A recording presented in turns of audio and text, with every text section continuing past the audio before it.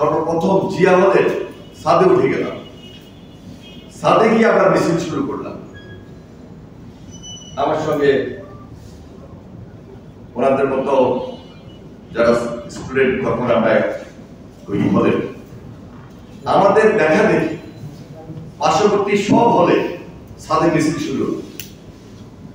আমাদের দেখা দেখি পিজি হাসপাতালের ছাদে মিছিল শুরু।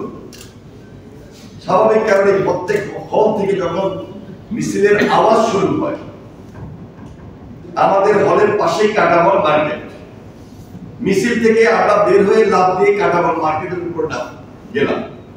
মার্কেটের মধ্যে আমরা মিছিল শুরু করে দিলাম, মার্কেটের উপরে। তখন মার্কেটটা ছিল একতলা, এখন এটা দুইতলা হয়েছে।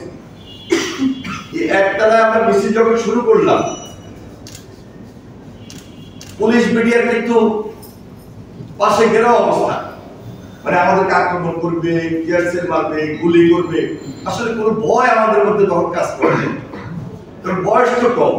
যে স্পিরিট আর এরশাদের বিরুদ্ধে দীর্ঘ আমাদের 9 বছর আন্দোলন সংগ্রাম, এবং 90 সাল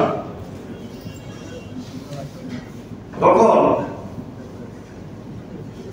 আমরা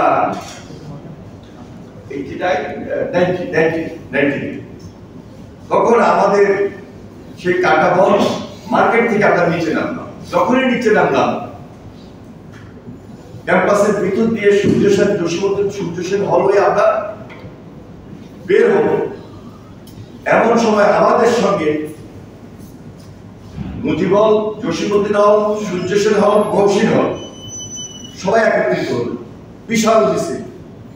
আমরা তখন রোকে হলের সাথে গিয়ে পিসিএ যাব, পিছন থেকে এই প্রমাণ হল, অন্যান্য হলের সবাই এসে আমরা জড়ো হলাম। মিছিল খুব স্পিডে।